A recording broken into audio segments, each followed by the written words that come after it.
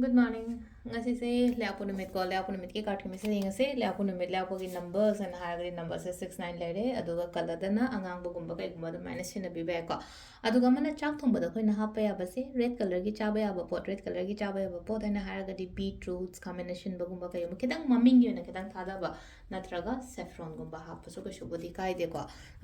do si sina koi gi keno gi ona ore ko numbers ina ngase had number 69 sina khud oi gumba da hadi upam si gi side time pass mo dai na gumba ibiu ko adu malere ko an aham da card message ngase do timing afaba kai pe ding ngase ko ngasi gi na timing afaba kai lege sabe do adu ma se minara se ko adu sidagi nutigi thok du mai nai card om batang thok charge ko first card sida lere ko second sida lere third sida lere ko ahanba ani shuba ahum suba ko ahamba khanba yengase first card kari message ko ngasi gi na kari message duga timing afaba sai pe ding ko ngasi gi oina silai se ko thabak tauge kaina khalagadi tawba ngamgani ko silai se ko thabak tauge khotke kaina khalagadi tawba ngamni pangthok ngamgani ko hadi ai celebrations ki mod ama sulai ko sida celebrations ana hagi thabak sem tawba da mai pa agadi akhoi harau ta yamba khopa du maina gumba lein ko hadi ngasi gi oina dum positive oina haide sam na haida positive oi lotion da ba thabak oiro ama oiro ko lotion ba ngamgani tawba ngamgani aduga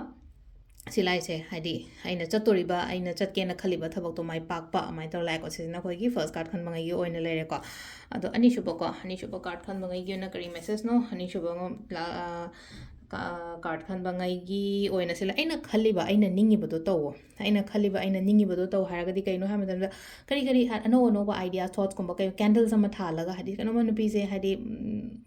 pictures se bodi mobile phones wari hana ga lere ko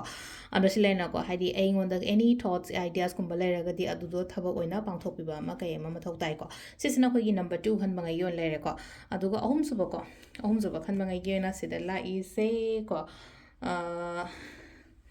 matam pi oi shada matam pi ba thani ko selai se ko the moon la ko matam sida ko adi sida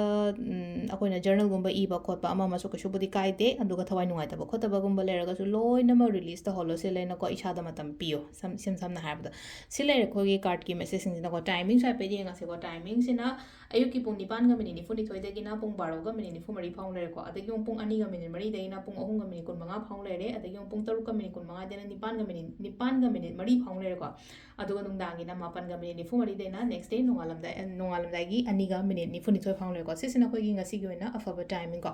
adu sida lere ko koi daily card message ma'am thank you